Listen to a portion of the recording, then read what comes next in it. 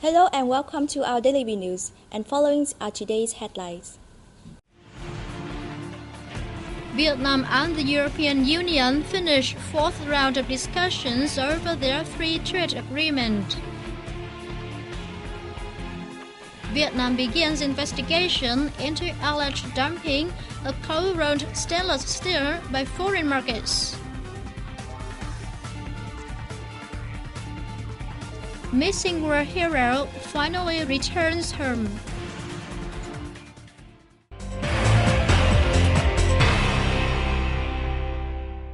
A spate of traffic accidents involving passenger cars and trucks in the past 6 months sparked public concerns. The National Committee for Traffic Safety met in Hanoi on July 6 to see what it can do to deal with the issue.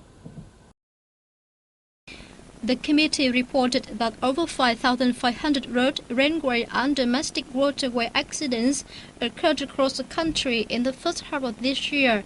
It was 193 cases, more than the same period in 2012.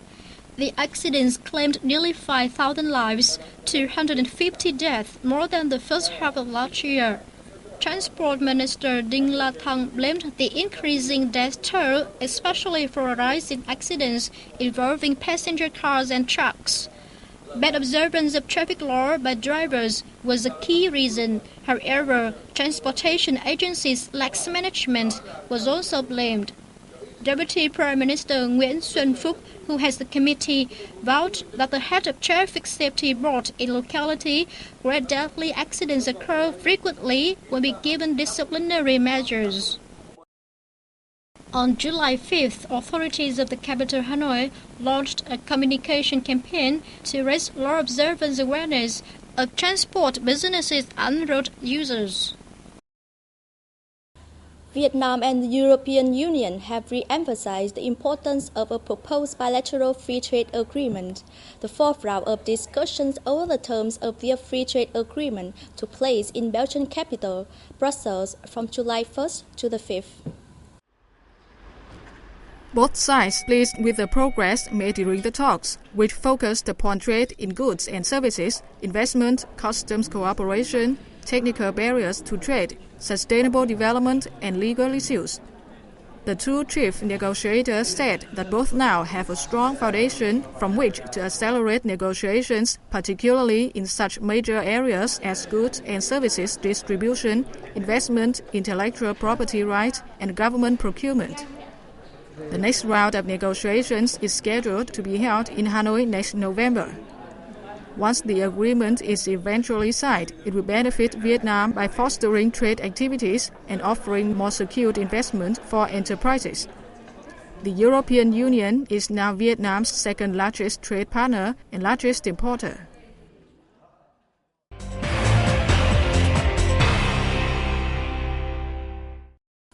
The total volume of exporting rice from Vietnam this year is estimated to reach 7.5 million tons. We have more on the figures that the Vietnam Food Association reported at a conference in Mekong Delta city of Cần Thơ on July 5th. The association has forecast that 2.2 million tons will be shipped abroad in the third quarter and 1.8 million in the fourth quarter. It said that based on stockpiles and the output of the recent crops, the total volume of rice waiting to be sold is 5.3 million tons.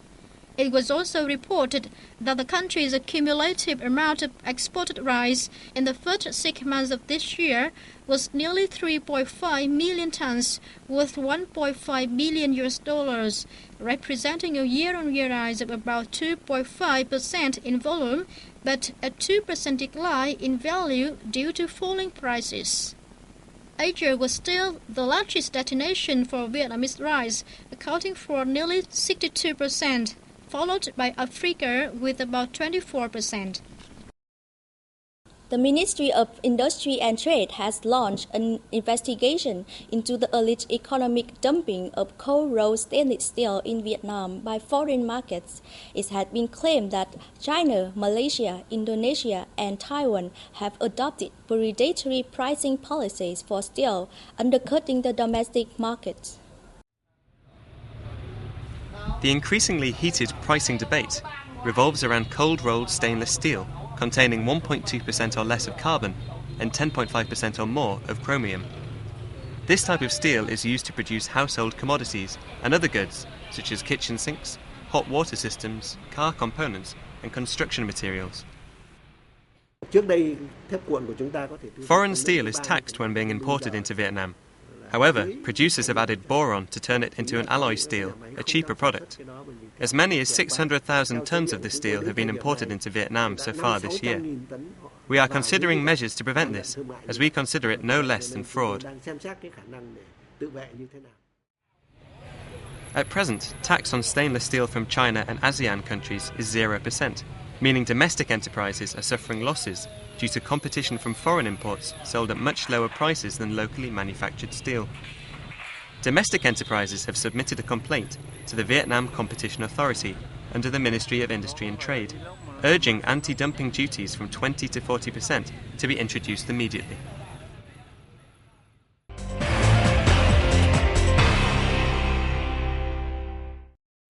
Free courses to train swimming skills are to be offered to children in Hanoi. It aims at reducing the number of deaths caused by drowning. Let's take a look. The free swimming program is to be held at the Hanoi Youth Culture and Sports Center and will last for 15 days. Children will be taught basic swimming skills and instructed with first aid. We plan to teach children to swim all year round, not just in summer. Through this program, we hope that more and more children will attain these essential skills, strongly reducing the risk of drowning. Earlier in the year, 12 districts in Hanoi organized free swimming classes for 2,300 disabled and disadvantaged children. Since April this year, 20 children aged from 3 to 14 have drowned, mostly in the capital suburbs. The issue remains an enormous problem in Vietnam, with as many under 5-year-olds dying from drowning as all other causes of death combined. War veteran Phạm Hữu Được, who was presumed dead for 40 years, was discovered last month alive but suffering from amnesia. He has since been reunited with his relatives and taken to hospital to treat a number of health problems, including an operation to remove cancerous tumor found in his liver. We have more on this incredible story. Phan Hu Duc from Haiphong City enrolled as a member in the voluntary youth in 1967. He joined the army in 1970 and fought against US troops during the American War as a naval captain. During one mission, Duc's ship was attacked and sunk near the coast of Cambodia. During the melee, Duc received a heavy blow to the head, but was rescued and taken to Cambodia. His head injury left him with acute memory loss, and he could not remember anything before the incident. Upon the liberation of the south of Vietnam, Duc came back to the country and began a nomadic life, moving from place to place. He eventually found work in Tay Ninh province at a local market and was cared for by a local family. It was during these years that his new friends began looking into his mysterious past.